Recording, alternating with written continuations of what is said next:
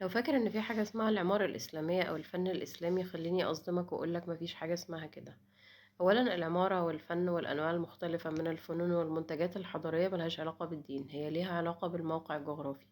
فلو أنت مستني مني تسمع حاجة اسمها العمارة الإسلامية أو الفن الإسلامي أنصحك إنك متتفرجش على الفيديو ده. في الحقيقة مفيش حاجة اسمها عمارة إسلامية أو فن إسلامي، لكن في حاجة اسمها عمارة المساجد. في حاجة اسمها إسلام، وده دين عظيم كلنا من غير المسلمين بنكن له كل الاحترام والتقدير. وطبعا المسلمين هو بالنسبة لهم عقيدة ومعتقد. لكن مفيش حاجة اسمها إسلامي وإسلامية، لأن احنا كده بندخل الدين في حاجات هو ملوش علاقة بيها وبنورطه. هل مثلا اليهود والمسيحيين ما عندهمش حاجة زي ده؟ يعني هل عمرك سمعت في حاجة اسمها الحضارة المسيحية أو الفن اليهودي؟ طبعا دي حاجات مش موجودة، مش لأن الحاجات دي أقل أهمية، بس مفيش حاجة اسمها كده. الفن والحضارة والمنتج الحضاري زي ما بنقول طول الوقت هما ليهم علاقة بالمنتج الحضاري وبالموقع الجغرافي. يعني دي حاجات حصلت في مصر فتنتمي لمصر، ما تنتميش للدين. عشان نفهم الكلام ده كويس لازم نفهم انه لما الدين او لما الرسالة نزلت على الرسول ما نزلش معاه طراز معين للمساجد. يعني ما ينفعش نقول ان الطراز الصح هو الشكل ده. وعشان كده هنلاقي انه الاسلام لما جه مصر خد في العمارة الطباع او الطابع المصري. لما راح بلاد فارس خد الطابع الفارسي، لما راح مكان تاني خد طابع المباني بتاعهم.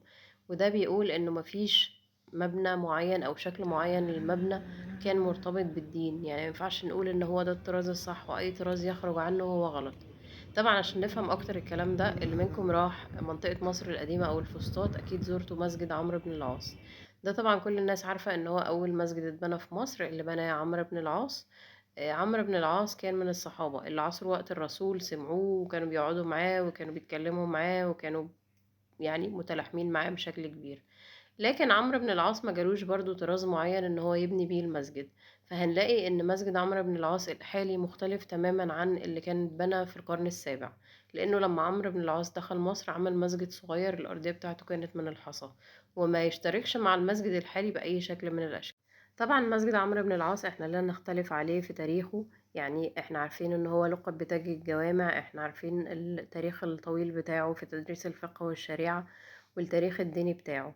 انما لما نيجي عند العمارة هنلاقي الموضوع مختلف شوية. بمعنى اننا لما نفكر في العمارة بتاعة مسجد عمرو بن العاص بما انه اول مسجد اتبنى في مصر، هل ممكن نقول ان هي دي العمارة الاسلامية او هي دي العمارة الصح او هو ده الطراز الاسلامي او الطراز الصح، ولا الطرز المعمارية اللي جت بعدين؟ طبعا ما ينفعش نحط نفسنا في الاشكالية دي، لاننا في الحالة دي هنقول ان لو ده الطراز الصح يبقى كل المساجد اللي اتبنت بعدين دي طراز مش اسلامي او طراز غلط. لما بندخل الدين في العمارة او في الفن احنا بنصبغ عليه صبغة ان هو غير متغير. الدين غير متغير، لكن المنتجات التانية زي منتجات الفن والعمارة والحاجات دي متغيرة، قابلة للتطوير وقابلة للتغيير، ممكن ندخل عليها عناصر ونخرج منها عناصر. لكن لما نقول ان هي دي العمارة الإسلامية معناها ان الشكل ده والطراز ده هو مقدس ما ينفعش نخرج منه. معنى ده ان احنا هنتحط في إشكالية كبيرة لما نقول ان احنا هنهد الجامع عشان نبنيه مرة تانية. معنى كده ان احنا بنهدم الدين، لان احنا بنهدم العمارة الإسلامية اللي هي عمارة مقدسة لانها اخذت صفة القداسة من الدين. وده انما لما نفكر ان عمرو بن العاص ده هو احد الصحابة اللي زي ما قلت لكم عاصر فترة الرسول، وهو ما عندوش طراز معين. او مثلا لما نقول ان عمرو بن العاص هو اللي بنى المسجد اللي تم هدمه واعادة بنائه وتوسعته وتغيير الزخارف اللي فيه وتغيير المواد حتى المستخدمة في البناء، فهل ده لسه بيقولك ان في حاجة اسمها طراز معماري اسلامي او عمارة اسلامية؟ فده معناه ان احنا هدمنا تماما العمارة الإسلامية وقعدنا استنساخ او قعدنا انتاج شكل مختلف خالص عن العمارة الإسلامية اللي هي المفروض كانت خاصة بالصحابة او الناس اللي عصرت الرسول. وده يحطنا في إشكالية ان اي حاجة من دون هذا الطراز الاول او البدائي للمسجد هي غلط. وبالتالي ما نقدرش نقول ان في حاجة اسمها عمارة إسلامية او فن إسلامي. فلو ألصقنا صفة كلمة الإسلامية بالعمارة فهنبص للمسجد الأولاني بتاع عمرو بن العاص بشكله البدائي بمواده البدائية بحجمه الصغير جدا، هنحس إن دي عمارة بدائية جدا. فهل ممكن أن يأتي الإسلام بعمارة بدائية ونطلق عليها العمارة الإسلامية؟ طب هل لما نبص للموضوع من الزاوية دي أو من الشكل ده ونفتكر إن إحنا أصلا عندنا عمارة وعندنا مباني وعندنا مهندسين وبنينا أهرامات بقالنا أكتر من 3500 سنة من قبل دخول الإسلام مصر، فهل يجوز إن إحنا نسمي العمارة البدائية دي بالعمارة الإسلامية اللي هو الموضوع لو ربطناه بالدين، الدين ده شيء كامل والحاجات التانية حاجات غير كاملة وقابلة للتغيير؟ طبعًا مفهوم جدًا إن إحنا لمّا نلاقي حاجة شكلها حلو وشكلها جميل، نحب دايمًا نربطها بالدين ونربطها ونسميها ونديها كلمة إسلامي أو صفة إسلامي أو إسلامية.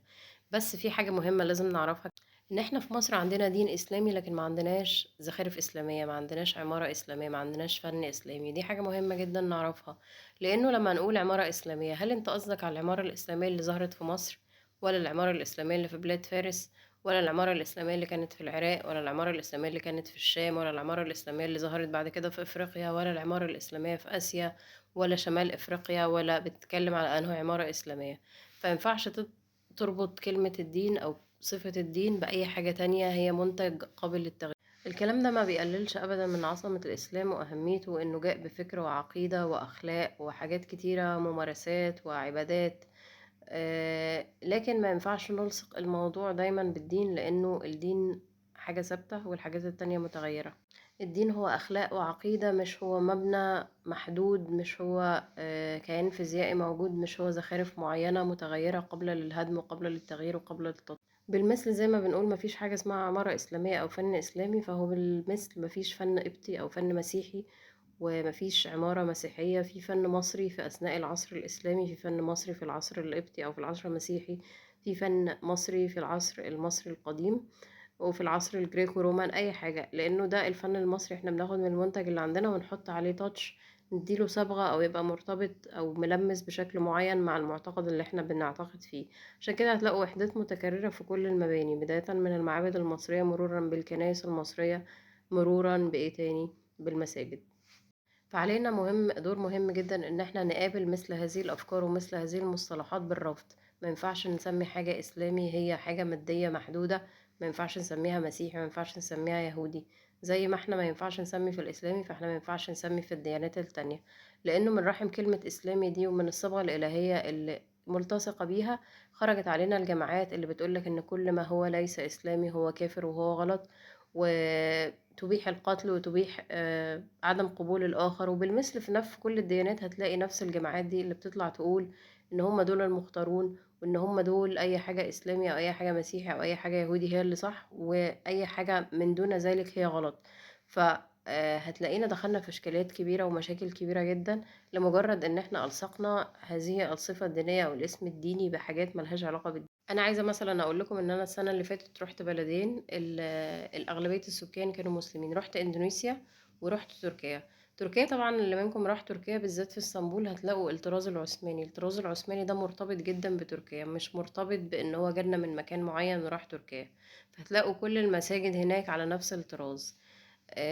لما رحت اندونيسيا لقيت المساجد شكلها غريب جدا، شكلها شبه البيوت اللي عندهم، هم كاتبين بس عليه من بره كلمة مسجد.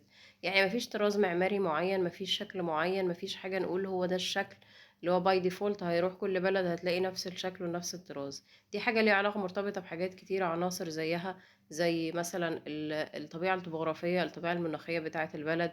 يعني ما ينفعش اعمل مثلا فناء مفتوح جوه المسجد في بلد كلها امطار طول الوقت، لانه ده مش مناسب لطبيعة البلد.